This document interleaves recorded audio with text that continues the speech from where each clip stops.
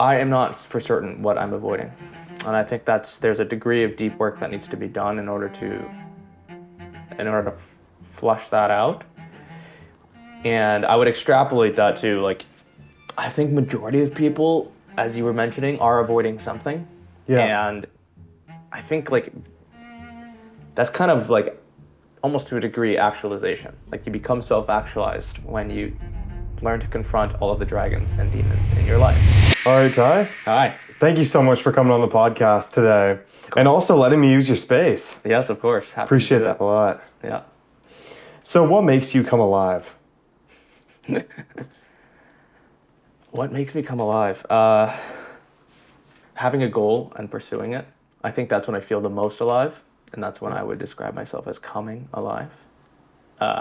When I have something that I want to accomplish that's larger than myself, and I'm actively pursuing it.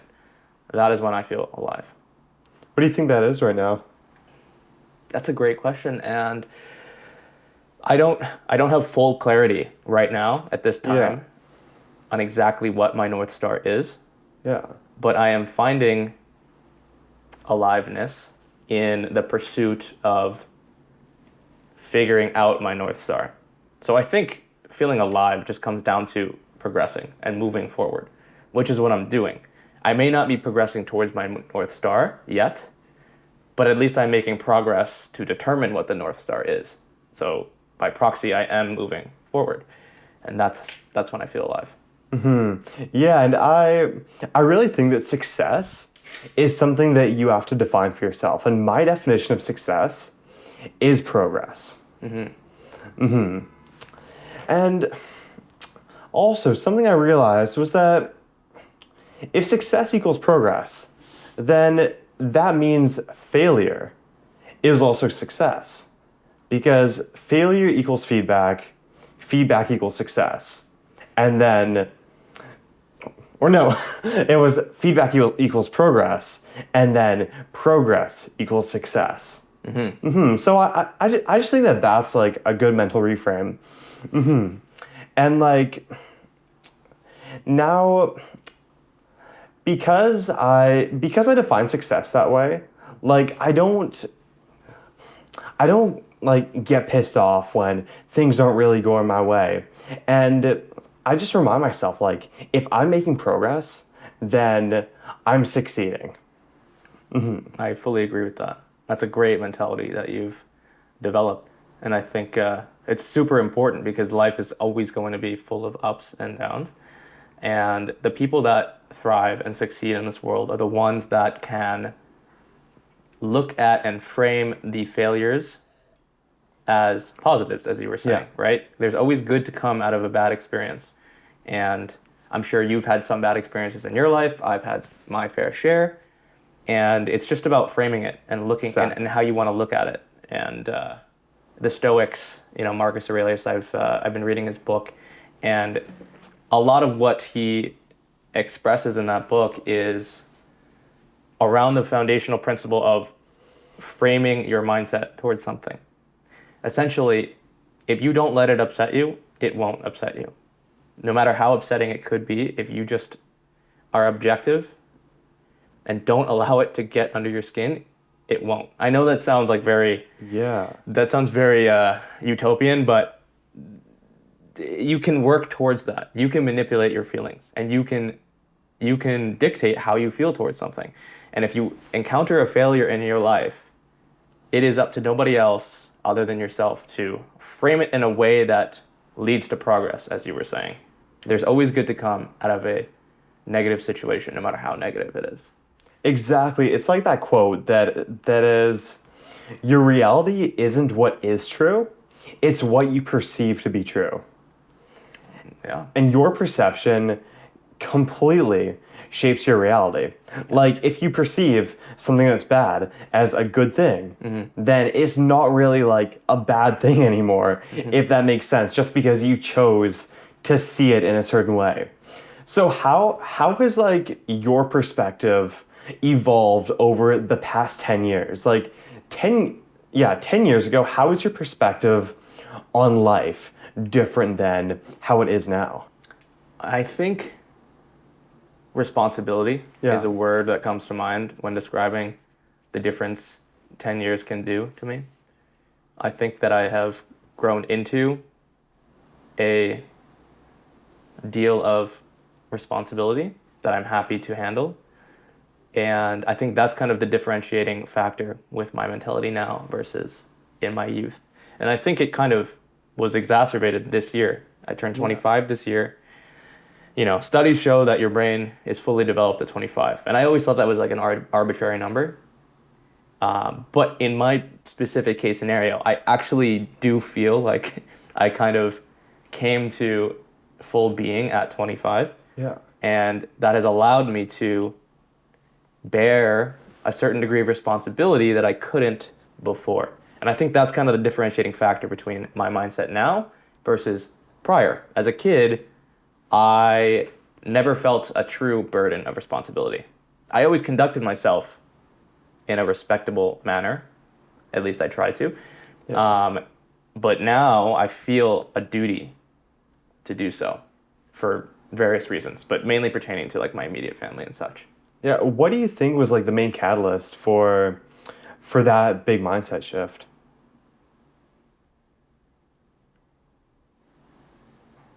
I think a culmination of my life experiences. Yeah. There was no one singular event that catalyzed my plunge into adulthood. Yeah. But it was a culmination of all my prior experiences. I'd like to think I have a very rich life experience, and all of that coupled with a little bit of time, a little bit of solitude, Yeah. and a little bit of self-reflection has led me to where I am today. So yeah, not one single event, just a culmination of time and all of everything I just mentioned has led me to where I am today. Yeah, that makes a lot of sense. And you're speaking about solitude. It's crazy what that can do for you, even just like a little bit of solitude. I'm pretty sure we talked about this on our podcast before, but I just want to bring it up again because like it's such an important thing. And spending time just with yourself, even if it's just an hour a day or like 30 minutes a day with no phone, can completely change your life. And like earlier today, I told you I was like about to get the ferry and then it got cut off. I think one car in front of me. So if I came a minute earlier, I would have got it. Like I was pissed off, but then tying into what we were talking about before, like I chose just to perceive that as a good thing. Yes. So I took a walk around the ferry terminal for a couple hours, and during that walk, I got so many good ideas, and like my mood just got so much better because I spent time by myself. Yes. And like away from technology. And you had time to think and process your thoughts and really analyze what you were doing that day. You were essentially present. And I believe you because the way that you addressed that when we first met was in a positive light, you know? Like you could have came in here all grumpy that you missed the ferry or whatever, but you came in here with a very positive mindset because of all the reasons you just mentioned. You had time for clarity, you had time for alone time, and you had solitude. And I think, you know, I've talked to a lot of people. I believe that people tend to be afraid of solitude, and they tend to be afraid of being lonely, because it's my assumption that a lot of people aren't comfortable with themselves, and they're scared of their own thoughts, and they do everything in their power to distract them from their own thoughts, and that's really dangerous, I think, because you have yourself, right? When you boil it down, what you have in this life is yourself, right? You are you. It's true. And you spend the most time with yourself. And if you don't love yourself or like yourself or trust yourself, it is so difficult to maneuver this world, right? It's like being glued to someone that you can't stand. How you know, just imagine how terrible that would be. Yeah. So it would behoove you to work on rectifying your relationship with that shadow person, aka your inner self. I've done a lot of that, I think. I know I've done a lot of internal work. I still have like tremendous more amounts to do. I'm nowhere near perfect. But I am striving for perfection. I won't get there, but that's fine. The pursuit of perfection again, what I was saying before, is what makes me feel alive because I'm making progress. Yeah. Like imperfection is more perfect than perfection. Sure. Well, yeah. Yeah. You could put it that way. Absolutely. Yeah. And what kind of stuff have you learned about yourself doing that kind of work? I've learned that I am confident. Yeah. I do respect myself. I've learned that I am competent. Yeah. I've learned that I trust myself. I've learned that for the most part, I can rely on myself to do the things that I say I'm going to do. Yeah. I don't do everything that I say I'm going to do, but that is where the work in progress comes into play. Yeah, wait, is it okay if I cut you off? Sorry. Like, what you said at first was just like super interesting to me. You learned that you're confident. And I've never heard anyone talk about it like that. Like, most people talk about confidence as something that you have to develop. So could you go like a bit deeper into that? Huh. Well, I do believe that you have to develop it. Yeah. I do. And I do believe that there is a learning process. There is an awakening process to the fact that you are confident. Yeah. You can develop confidence but be unaware of it. And I think, that might be the case for some people. Mm-hmm. Some people haven't even developed confidence. There's different stages to it. So you develop the skill and then you become cognizant of your skill which allows you to utilize it in your everyday life. I think they can be segregated a little bit into two different categories. So I've been developing my confidence for as long as I can remember, which stems from insecurity. Like I didn't want to be the last man picked. I didn't want to be the class clown. I didn't want to be the one that got made fun of. So I've been trying to develop the characteristics that disallowed that negative behavior. And I, from a young age, narrowed in on confidence being my ticket out of the things I didn't want. Yeah. So I've been developing it for a long time. But I think as I've gotten older, past 21, 22, I started to be cognizant of the fact that, okay, I have been putting a lot of work into my confidence.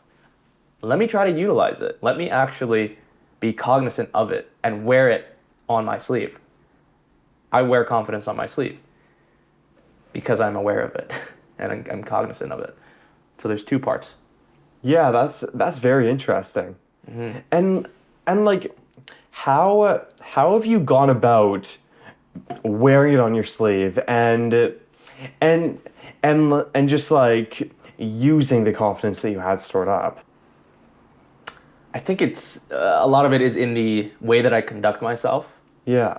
I think that's where confidence is. I look at confidence as like a rod not moving. I look at confidence as a rod kind of straight from my head to my toes going down, and it emanates outwards into everything that I do.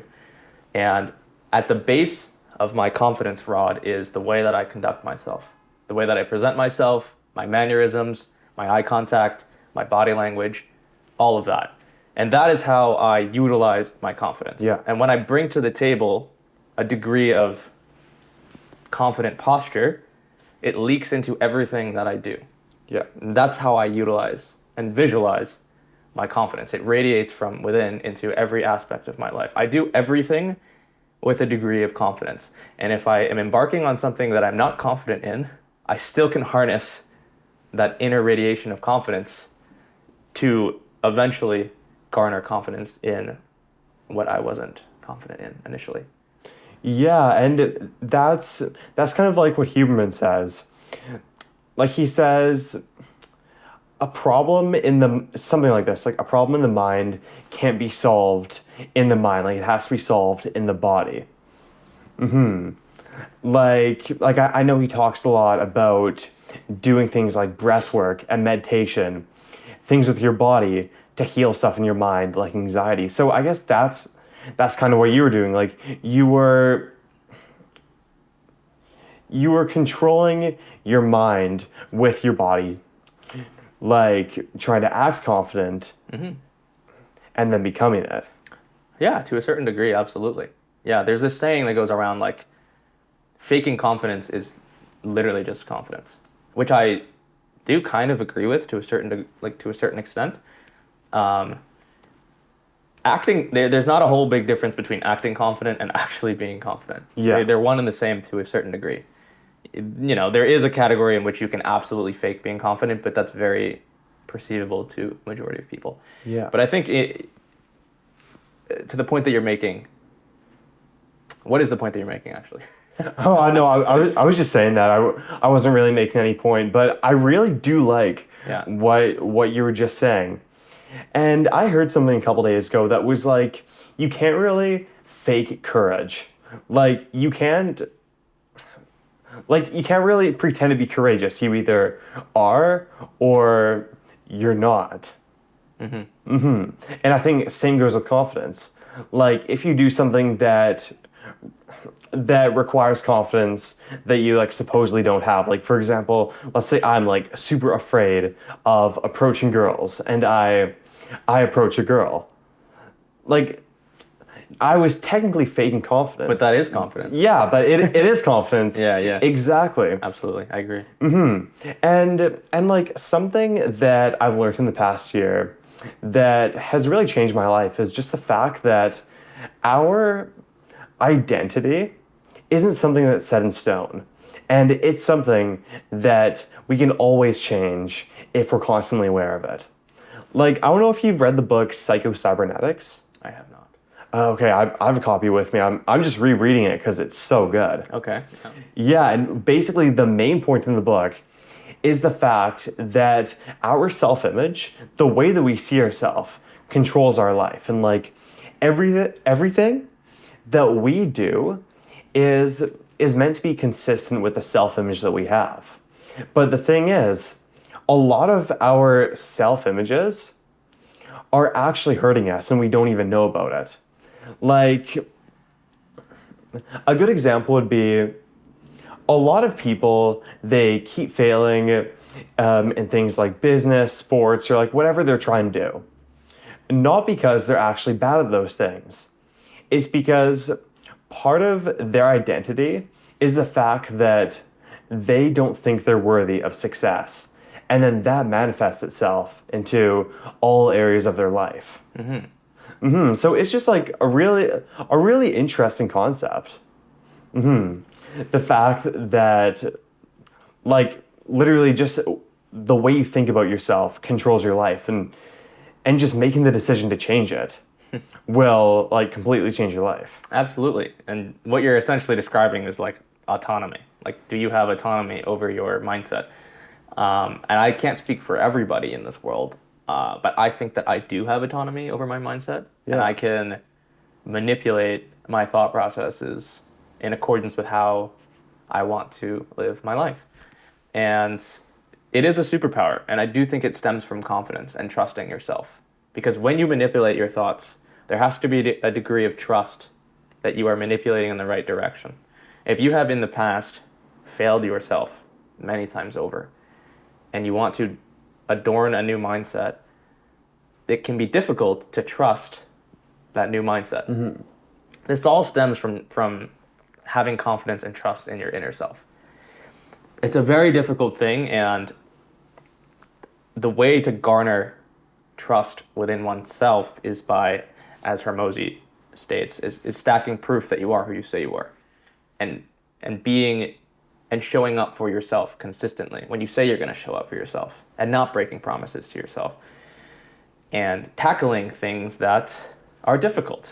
Doing hard things garners confidence, and you can do and manipulate like hard things in your daily life. Cold exposure, cold plunges, right? It's a hard thing. People do it. There's an aspect of why people do it, and that is because of the confidence factor, right?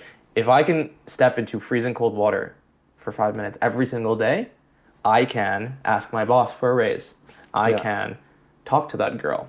I can eat healthy, right? Because you already done a hard thing. Yeah. It's you're training that difficult muscle, and that's how you garner confidence. So just do hard things, do uncomfortable things, multiple times over. And the more you succeed at those hard things, the more confident you will become. You're just training, right? You're training the muscle, the confidence muscle. My life changed I when I started to think of my self-esteem as something that's constantly fluctuating, and everything I do has an effect on my self-esteem. Like if I drink, oh no, 2 liters of water today, then my self-esteem is going to rise. Maybe not by much, but it'll rise a little bit. But if I eat a bunch of junk food today, the same thing will happen, but it'll have the opposite effect. Like my self-esteem is going to go down a little bit. And the thing is, like, it might not feel like much in the moment, but this kind of stuff really adds up. And if you consistently do small things that lower your self-esteem, then in like a month or two, you're going to feel a big difference, and your confidence is going to go down in like pretty much all other areas of your life. You nailed it. Absolutely. Yeah. Like even if you do small things, like when you go to the grocery store, leaving the shopping cart at your car and not putting it away. Yeah. Yeah. Absolutely. Or oh no, if I just like left this cup of water here. Yeah, absolutely. I'm a big believer in the concept of the way that you do anything is the way that you do everything. You might have heard of that. Yeah, like how you do anything is how you do everything. Exactly. So as you were mentioning, if you leave the shopping cart unattended in the parking lot for somebody else to clean up, that stains your perception of yourself, and you are more likely to commit a similar act of disrespect to a varying degree. You're conditioning yourself. You condition yourself with the activities that you engage in on a daily basis. And luckily, I've learned it from a young age. You seem to have learned it from a young age that it's a conditioning effect, right? Stack a lot of positive things, and you will continue to stack positive things. Stack a lot of negative things, and you will continue to stack negative things. We are conditioners. Like we love routine habits. We are moldable as humans, right? It's for sure. We are moldable as humans, and mold yourself in the direction that you want to go in. It's very simple in concept and in practice, because you can boil it down to the nuance. Put your shopping cart away. Return the glass to where you found it. Yeah. It's as simple as that. And then when the harder tasks come that require more effort, you are already preconditioned to do the right thing. Exactly. Yeah, and I think as much as I agree with the Hormozy quote, like it's definitely true, but I don't think it's completely true. I think confidence actually is a mix between competence and self-esteem. And I feel like you can be extremely competent at something, but not be confident because you don't have the self-esteem portion down. And I think a good example of that would be somebody with like a body dysmorphia. They might be super jacked, like super competent at the gym, but because they don't have the self-esteem, they're not confident. Interesting. How would you describe self-esteem? Good question. I think, kind of like what we were talking about earlier, I think your reputation with yourself and also just like your self-image. And I think there's parts of everyone's self-image that are limiting them, like limiting beliefs, that we picked up unconditionally in our childhood. They just make it harder to develop that self-esteem and hold us back in certain areas of life. So it's just really important, like, to be aware of that kind of stuff. I agree. I just want to push back on the non-acceptance of the Hormozy quote, because I do think that in order to, the way that you describe self-esteem, like trust in oneself, and like you have to stack layers of progress. Like I think that's kind of the foundation of garnering inner confidence and increasing your self-esteem is proving to yourself that you can do things consistently. I think that, yeah, that's kind of what I think. Yeah, well, I just mean like if you have like some childhood trauma, Yes. or like I don't know, you were bullied as a kid or something happened in your childhood that lowered your self-esteem, it's like doing the work and trusting yourself is only going to do so much. Like you're going to have a hole inside of you until you do the inner work to like deal with that trauma and that stuff that happened in the past. Yeah, I see what you're saying. I get it. Yeah. So something I really want to dive into is you quitting your job on January 2nd. Yeah. How did that feel? It felt very righteous of me. It felt very in line with me. It felt very biting the bullet, eating the frog Yeah. type thing. It was a long time coming for me. So I worked at the Vancouver Police Department doing content creation for them. Yeah. And you've likely seen some of my work For sure. on TikTok or Instagram. I was having a great time for about a year.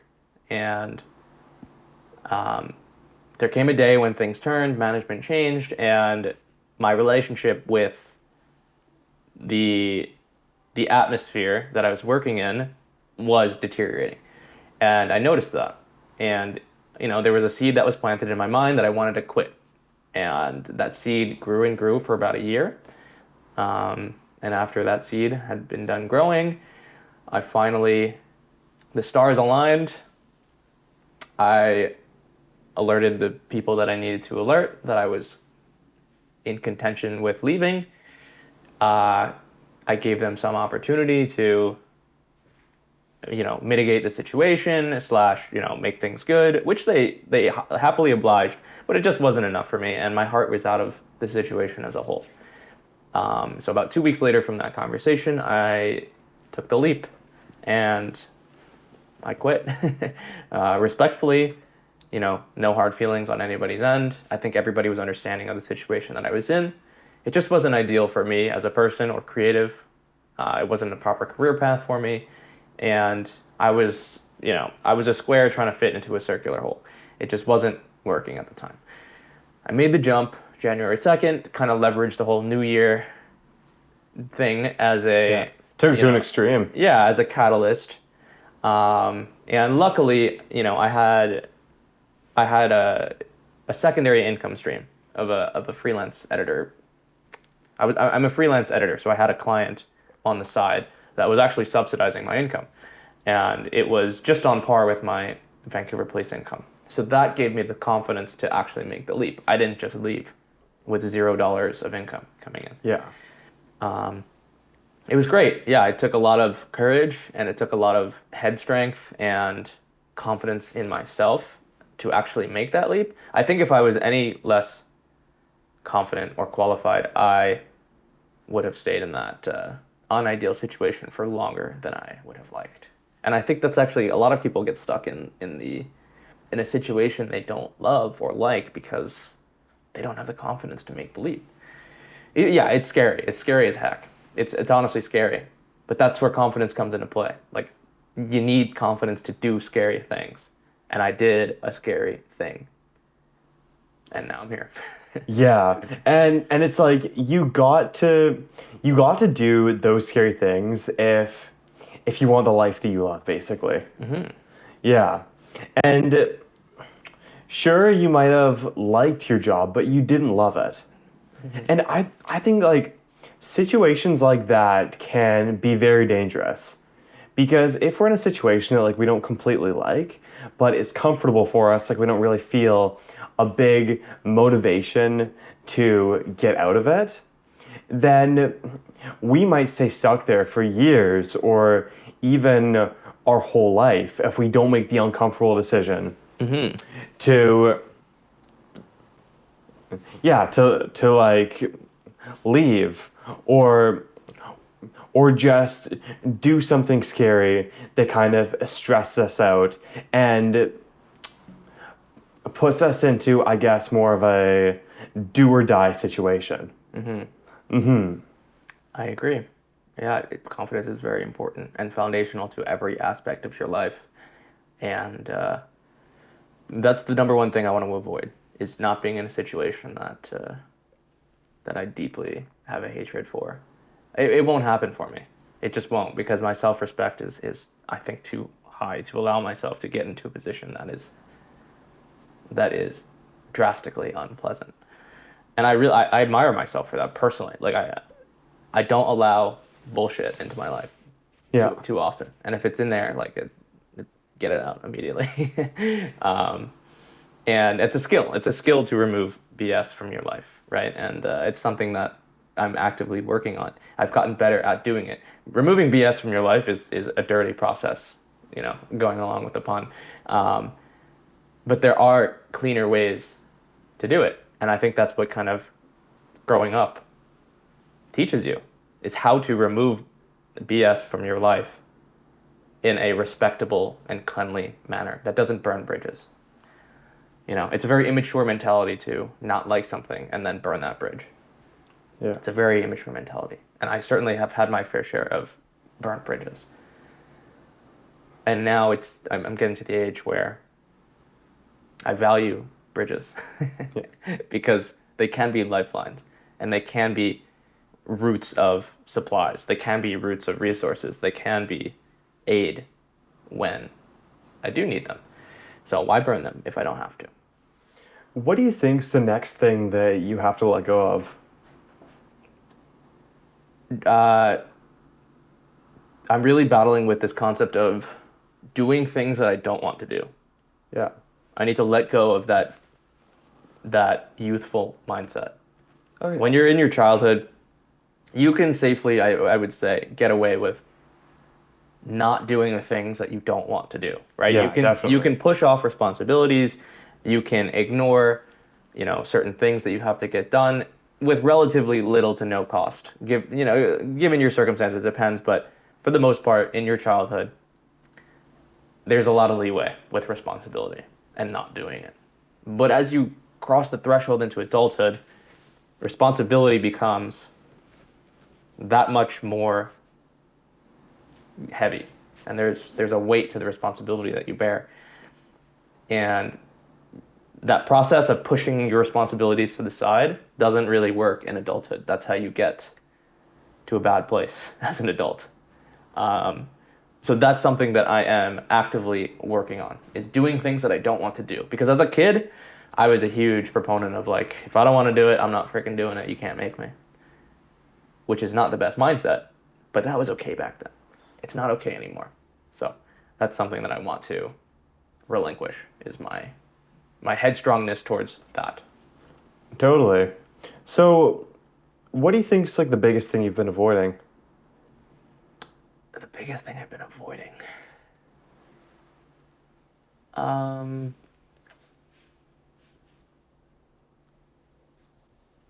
That's a hard question.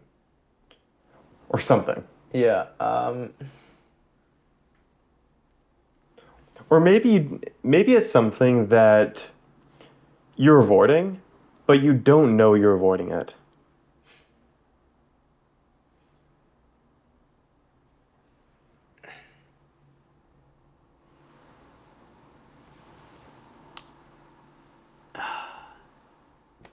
That's hard because I wouldn't know if I'm avoiding it. Yeah. You're asking me what I don't know if I'm avoiding.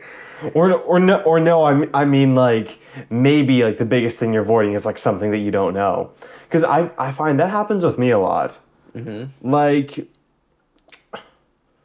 or it's not that I don't know it. It's like a lot of the time I'm avoiding something that I don't want to admit that I'm avoiding, and I feel like everybody has that.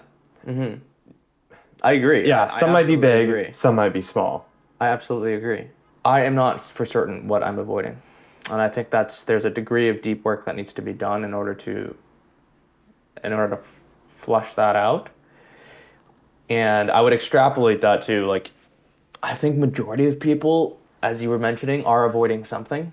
Yeah. And I think, like, that's kind of like almost to a degree actualization. Like, you become self-actualized when you Learn to confront all of the dragons and demons in your life. I am not perfect. There are still things that I am avoiding, not confronting. And it's murky down there. It's foggy. And I'm not exactly sure like what it is specifically that I am avoiding. But that's where the growth is. And that's what self-growth essentially is. That's what deep work means. And I am ever chipping away at the fog of my avoidance.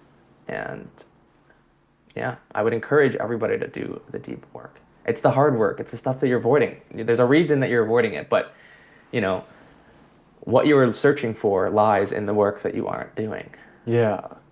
What does like that kind of deep work look like? Like just sitting alone, journaling, or It can take many, many, many forms, and it differs per person.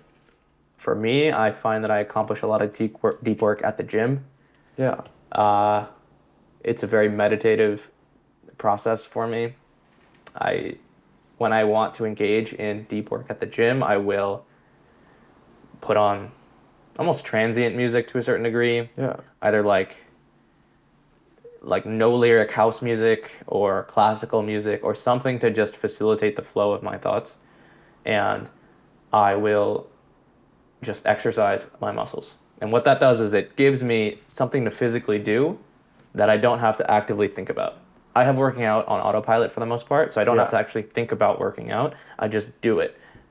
And what that does is it occupies my body with something to do, slightly occupies my brain with something to do, while also putting me in a state that facilitates thought. And, it's all positive processes that go on at the gym for me. I'm getting endorphin rush. I'm moving my body. I'm moving my feet. I'm moving my muscles, which is moving my brain forward. So that's where I do a lot of my deep work. And I've done a lot of deep work in the sauna as well. I'd imagine. I've had access to a couple different saunas in my adult life, and the saunas are perfect for deep work because the heat occupies your brain to a certain degree. And the fact that you can't have phones in the sauna allows your mind to just be free of distraction.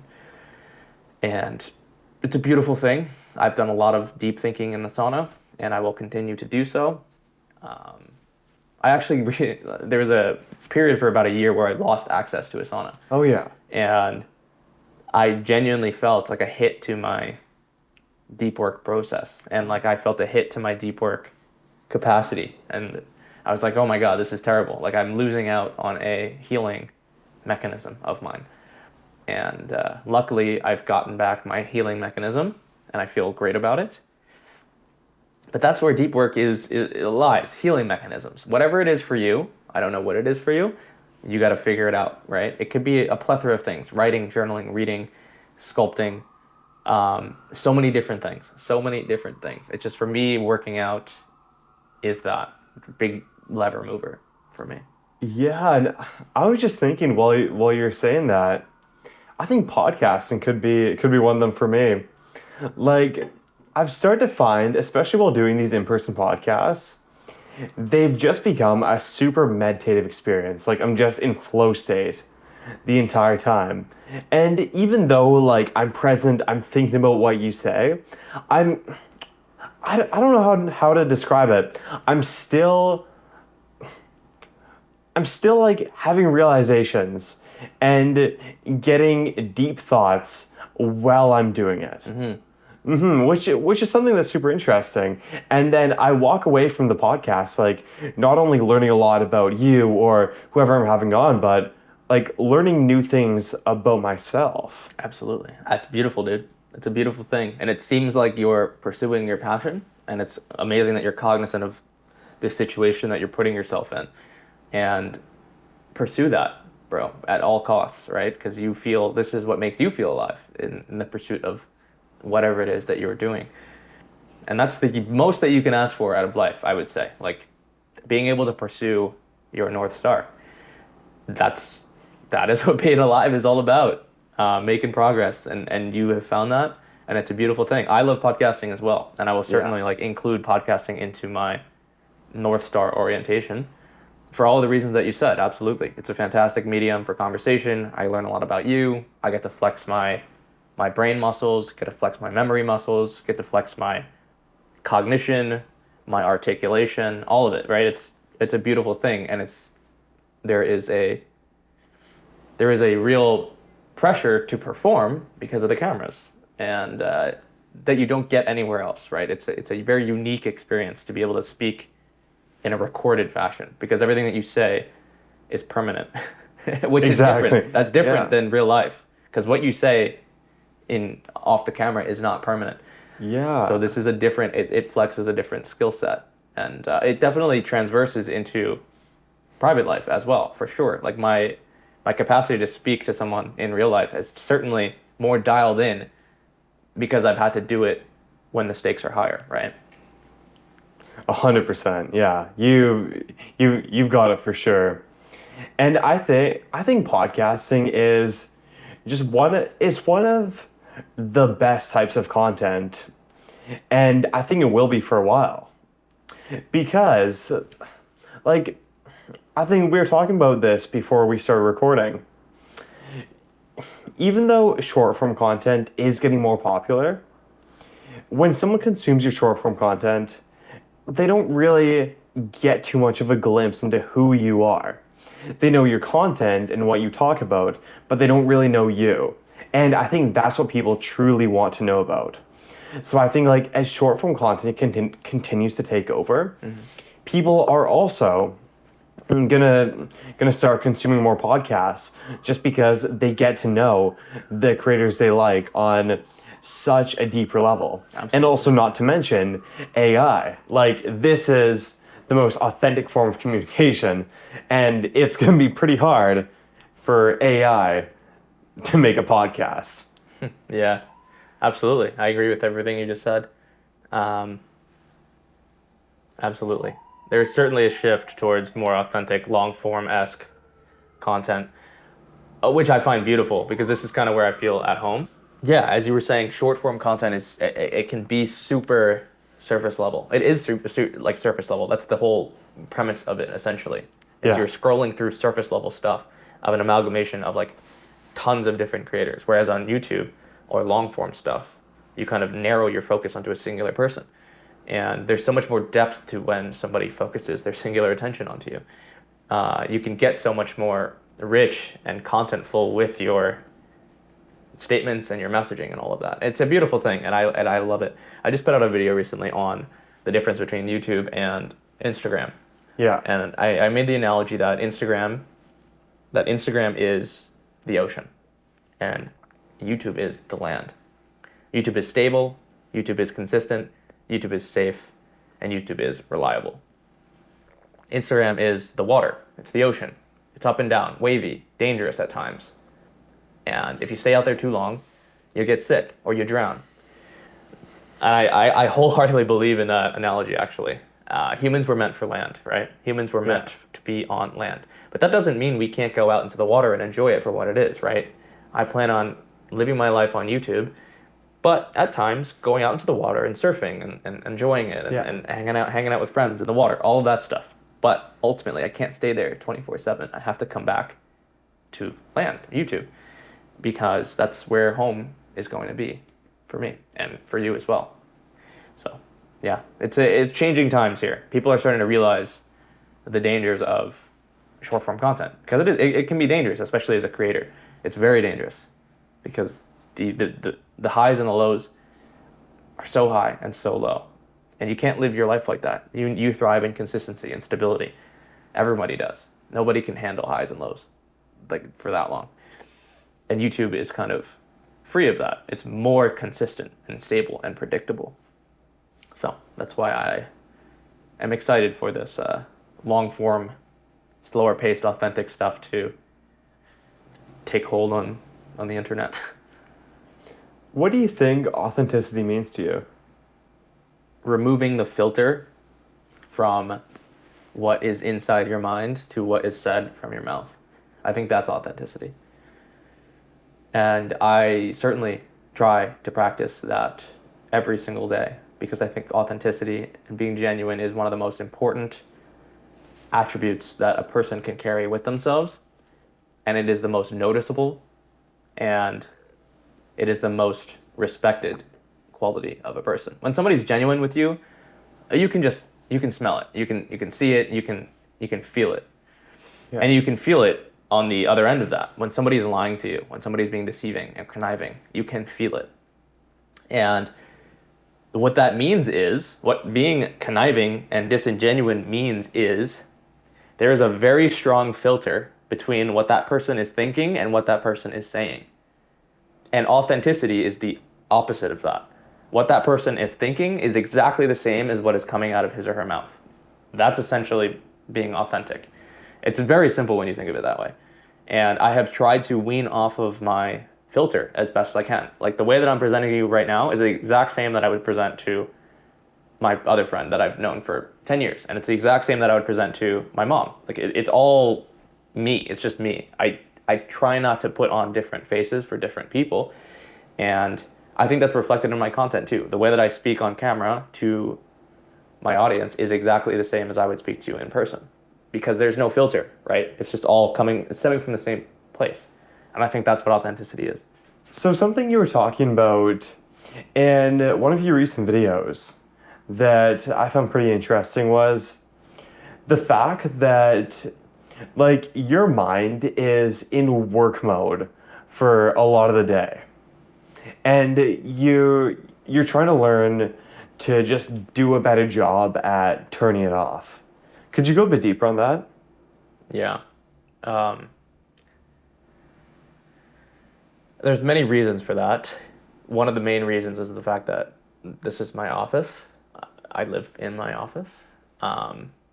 And it's a skill. It's an acquired skill to be able to segment your office space from your personal space when it is the same area.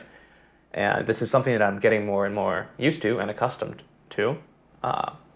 But, as being an entrepreneur or being a freelancer, or whatever that case may be, and always having access to my desk, there's always this nagging thing in the back of my mind where it's like, I could be working. No matter what time of day it is, if it's 11 o'clock at night or if it's 9 a.m., I could be working. And that's just a large battle that I am dealing with. I'm working towards overcoming it, because I do think it's something that does need to be overcome. It's just the concept of mentally separating work mode from rest mode. And, there's many gurus out there who will say, like, just all work, no rest. And yeah, I don't believe that. I do believe that there needs to be ample time for rest. And of late, it's just been very tedious to be able to turn off my work mode and go into rest mode. Whereas in my 9 to 5, I would go into the office from a set time to a set time. I would leave the office and my work mode would absolutely turn off. And it would give me, ample time to breathe. And that's the convenient thing about 9 to 5s for the most part. Not majority, but there is a lot of 9 to 5s out there where you don't have to carry the weight of your job back home. Yeah. And people value that. People tremendously value that. And that's something that you forego when you dive into entrepreneurship. There is no off switch. And I'm not asking for there to be an off switch. I just need to get better at compartmentalizing that relationship in my mind so that I can stay sane for the longest amount of time. Yeah, like, play for the long term instead of the short term. Yeah, I don't want to overwork myself, but I also, at the same time, want to get a lot of work done. It's a balance. You're fighting burnout and you're fighting progress. And I'm not where I need to be yet, but that's what growth is. And I just started, so I have some leniency towards myself. Yeah, and I feel like as entrepreneurs, we get addicted to feeling productive even when we're not actually productive. Like doing things like turning our computer on to do some work, but not really fully being in work mode, just kind of like having it on to say that we're doing work. So I think it's great. It's great to do kind of like what you were just saying. Really be clear on like when you're in work mode and when you're not in work mode, because then the times that you're actually in work mode, you're going to be giving 100% instead of like 50% and 40%. I agree. When when you're always in this like kind of work, kind of rest mode. Absolutely. I totally agree. And that's something that I am battling with. It's, being able to show up fully for my responsibilities, and then being able to show up fully for my rest. It's a balance, and it's hard. And currently, it seems like I'm giving 50% all across the board because I'm kind of stuck in this limbo period of figuring out how to compartmentalize, and that's all right. That's a sacrifice that I have to make. I am only giving 50% to each department because that's where I'm at right now. But the goal is 100% here, off. 100% here, off. That's the goal. Yeah, how do you plan on making it so you're giving 100% to each area of your life? Better organization, better being on top of schedules, organization, deadlines, and being orderly in my calendar, right? That's how I believe it's going to be achieved. And it's difficult. It's difficult. Being organized is very difficult. Are you familiar with the concept of entropy? I've heard of it. Entropy basically dictates that everything in this world leans towards disorder. So, Yeah. if you never touch this table, it will accrue dust and get dirty, no matter what. Like it's disorder descends on everything. If you don't do the dishes in your sink, they will pile up and become disorderly, right? If you just leave things alone, they become disordered. And that's kind of why it's difficult to organize your life, because if you don't do anything, things pile onto you and they clutter your mind. So being organized is a constant cleaning process, and it's a constant organizing process. It never, ever, ever stops. Just like you can't ever, ever stop taking care of your health, because your health will deteriorate, right? It's like an infinite game. It's an infinite game, and that's why it's so difficult, and that's why it's very easy to get out of control, right? It's very, very easy to lose organization and a grasp on your life, because everything in your life tends to lean towards disorder, right? So you're constantly battling the world, and it's a battle. That's what it is. It's difficult. You're going to war every single day with the world and your surroundings, because everything is trying to harm you. Everything is trying to kill you. Everything is trying to disorder your life. And you need to be a strong person in order to combat all of the externalities of life. Yeah. And I think the way that you become strong is kind of going back to what we were talking about earlier, like changing your perception. Choosing to perceive like the world having a state of entropy, like things always going to disorder, perceiving that as a good thing and trying to find the good in it. Because that's all you can really do. Just mentally reframe it to your benefit. Absolutely. Absolutely.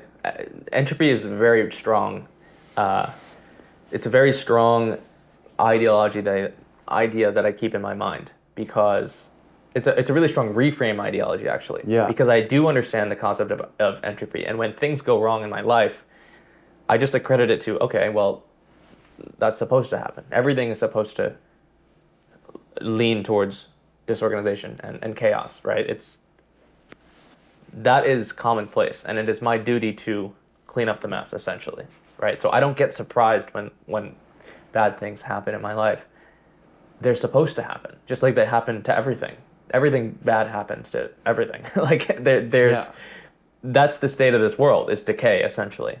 And we have the capacity to fight against that decay, you and I. Like, we can actually succeed and thrive against that decay and chaos. And that's the beauty of life, right? We have the ability to make progress against the impending doom of the world. And it's a beautiful thing, because not many creatures in this world have the capacity to fight against entropy. But we were gifted the opportunity to move forward against the chaos of this world. Therefore, it's our duty. I think it's our duty to keep moving forward.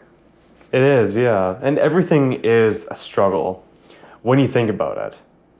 And I think life's all about just choosing your struggle and figuring out like the struggle that you enjoy or you're willing to go through. Yeah, I agree. Choose your struggle. Yeah. Yeah, you have to struggle because that's where the growth is made. So, what pain do you enjoy having? What pain do I enjoy having? I don't think I enjoy pain, period. Yeah. I don't think anybody enjoys pain, but I do enjoy the fruits of pain, the growth that comes afterwards. I enjoy the pain of having hard conversations.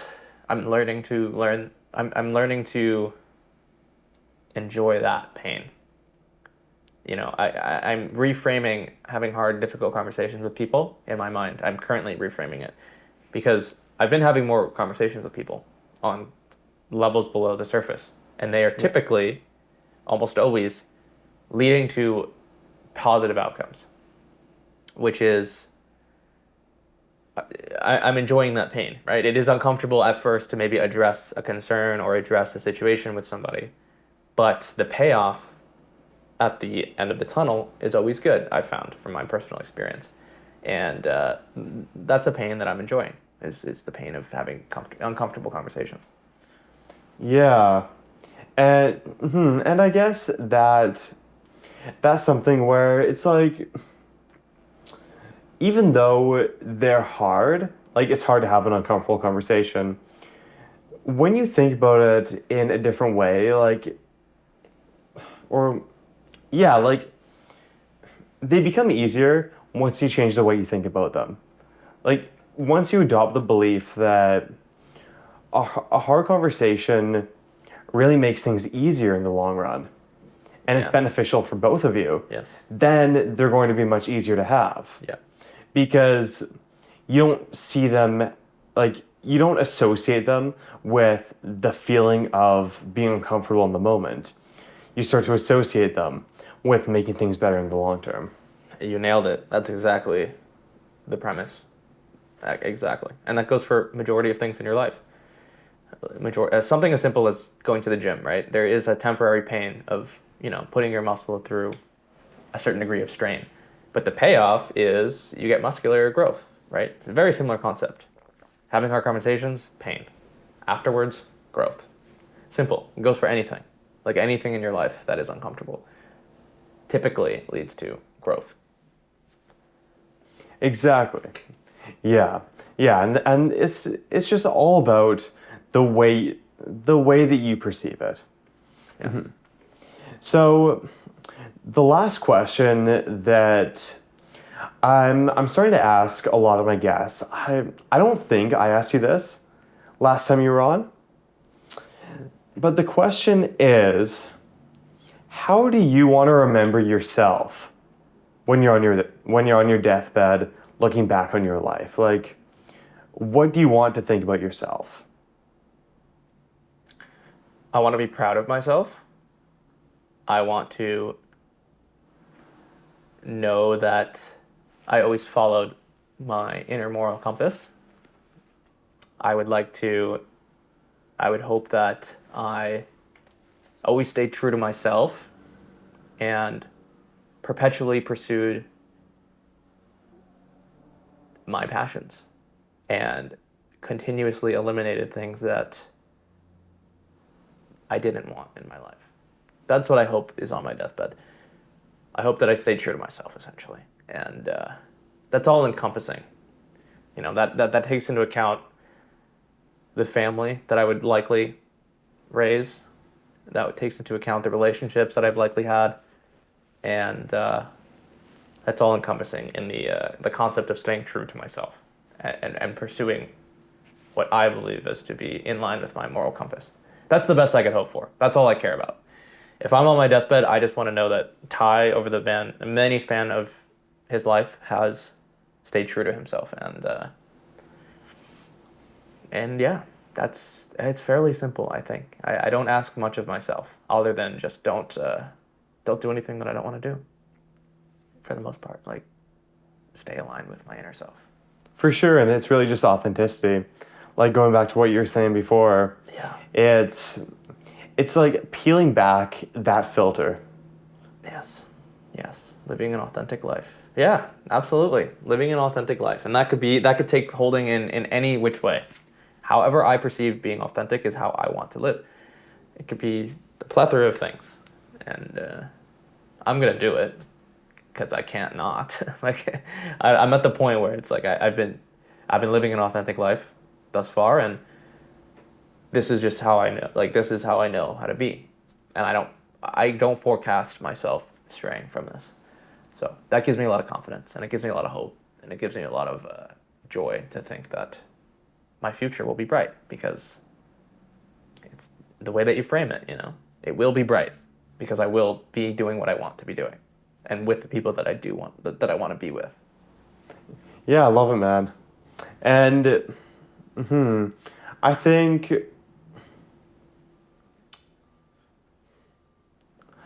that is like that's one of your biggest accomplishments, figuring out who you are and being able to peel back the filter that's stopping you from being authentic. I think that one of like the most impressive things that you've done has been finding that authenticity, finding who you truly are, and peeling back the filter. Anyways, Ty, thank you so much for coming on the podcast today. Another great one. Honestly, man, I like this a lot more than the last one. Like, the last one was good, but this was even better. Like, this was one of my favorite podcasts that I've done. So just want to say a big thank you for coming on and also letting me come to your place. Of course, dude. Happy to have you. Great conversation per usual, and I love doing this stuff. So next time you're in town, happy to do it again. And yeah, good questions asked for sure. Thank you for having me. Hell yeah, man. I really appreciate you. Of course.